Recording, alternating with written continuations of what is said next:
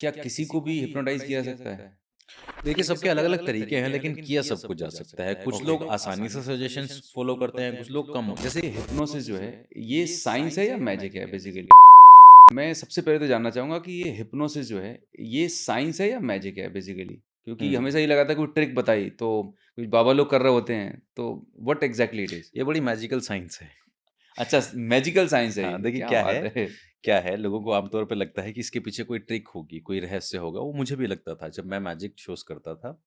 क्योंकि मैंने magic as a hobby start किया था बचपन में, धीरे-धीरे वो पैशन बन गया, उसके बाद मैं मैजिक शोज़ करने लगा। हुँ, तो मैजिक मुझे लगता था मैजिक क्योंकि मैजिशियंस बहुत लॉजिकल थिंकर्स होते हैं, हम लोग तो हर चीज़ का लॉजिक ढूँढने की कोशिश करते हैं। ओके। तो मुझे लगता था हिप्नोटिज़्म जो हम देखते हैं वो ट्रिक होती है या फिर ये कोई इन्हीं के लोग होते हैं आपस में, कोई तो ट्रिक है। सेटिंग है इनकी पर कुछ। जब मैंने सीखना स्टार्ट किया, जब मैंने पढ़ना स्टार्ट किया हिप्नोटिज़्म की बुक्स को पढ़ा, उनके बारे में जाना, encyclopedia of hypnosis, encyclopedia of stage hypnosis, बड़े जो राइटर्स हैं उनके बारे में पढ़ा, तो समझ में आया कि हिप्नोसिस उससे कहीं ज़्यादा अलग है। हिप्नोसिस एक पूरा साइंटिफिक प्रोसेस है, ये एक पूरी थेरेपी है, ये वर्ल्ड वाइड प्रैक्टिस की जाती है, एक्सेप्ट की जाती है और इससे बहुत पावरफुल ट्रांसफॉर्मेशन का टूल ये एक है और इससे बहुत कम अमेजिंग ट्रांसफॉर्मेशंस आप ला सकते हो।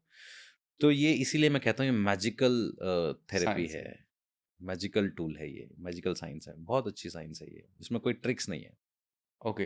तो मैं आपसे सबसे पहले जानना चाहूँगा कि ये काम कैसे करता है? बेसिकली हिप्नोसिस को थोड़ा-सा एक्सप्लेन करें, व्हाट एक्ज़ैक्टली इट इज़?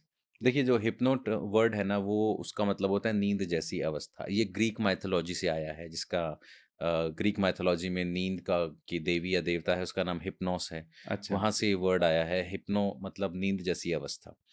तो हम अपने जिसको भी हील कर रहे होते हैं या फिर हम अपने आप को एक ऐसी अर्ध सुप्त अवस्था में ले जाते हैं जहाँ हम अपने अवचेतन मन से ऑपरेट हो रहे होते हैं, सबकॉन्शियस माइंड से ऑपरेट हो रहे होते हैं।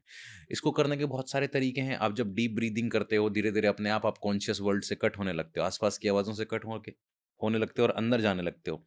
That's a sort of hypnotic state.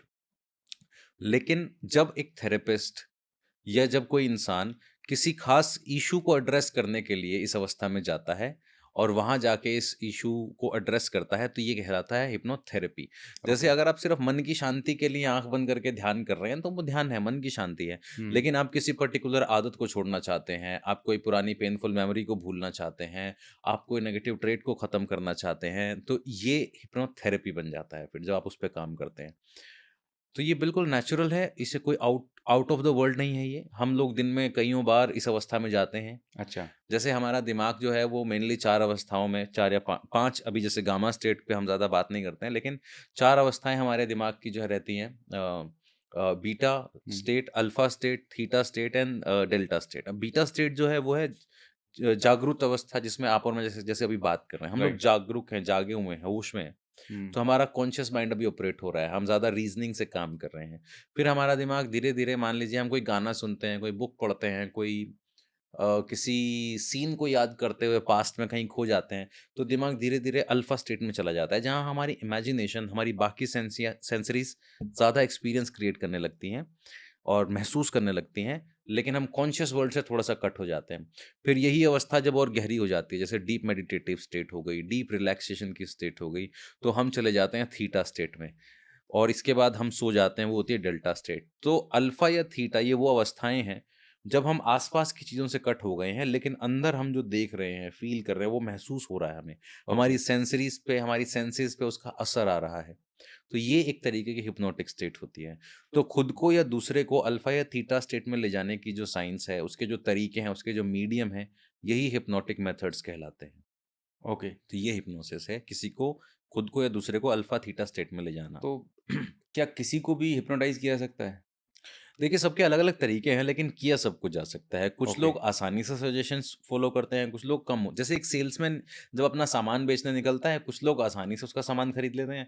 कुछ लोग होते हैं जो बहुत रीज़निंग करते हैं, ये इतने का क्यों है? ये कपड़ा ऐसा क्यों है? ये चीज़ ऐसी क्यों है? इसका रेट इतना क्यों है? राइट। तो कुछ लोग ऐसे लेकिन डिपेंड करता है कि आप किससे डील कर रहे हैं, आप कैसे डील कर रहे हैं, पर हर कोई हिप्नोटाइजेबल है, क्योंकि हर कोई इमोशंस रखता है, हुँ, हर कोई इमेजिनेशन रखता है, हर कोई उस भाव को फ़ील करने की ताकत रखता है, क्योंकि ये हमारे इंसान होने का प्रमाण है, ये बहुत नेचुरल स्टेट है, हुँ, ये हुँ, कोई out of the world state नहीं है। जब आप पुरानी मेमोरीज़ में खोए हुए हैं और वहाँ से फिर आपको अचानक से कोई दोस्त याद आ जाता है, दोस्त से फिर कॉलेज के दिन याद आ जाते हैं, ये क्या है? ये एक तरीके की अपने आप चलने वाली हिप्नोटिक स्टेट है। आप तो यहाँ नहीं, आप तो दोस्त के साथ नहीं बैठे अभी, हाँ, आप तो कॉलेज में भी नहीं हो अभी, पर इस वक़्त आपको वो इमोशन क्यों फ़ील हो रहे हैं? वो इसलिए फ़ील हो रहे हैं आपको इमोशन, क्योंकि आपका माइंड उस इमोशन को फ़ील कर रहा है। तो आपकी बॉडी को फ़ील हो रहा है, ऐसे ही फ़ियर हो रहा है फ़ील, ऐसे ही ब्रेकअप का दुःख हो रहा है, ब्रेकअप हुए 10 साल हो गए हैं, लेकिन आज भी कभी-कभी दुःख हो जाता है। हुँ, ऐसे ही कोई पुरानी मेमोरी हॉन्ट कर रही है आपको, शरीर आपको आज भी उस बीमारी को कैरी करके घूम रहा है, जो आज से 10 साल पहले क्योर हो जानी चाहिए थी। हुँ, क्यों? लेकिन क्योंकि उसके साथ इमोशन कनेक्ट हो गए हैं। तो ये सब हिप्नोसिस के ही वजह से हो रहा है। ये सब नेचुरल पैटर्न्स बन रहे हैं, जो हिप्नोटिक स्टेट होती है, वो ओके। खुद ही बन रही है।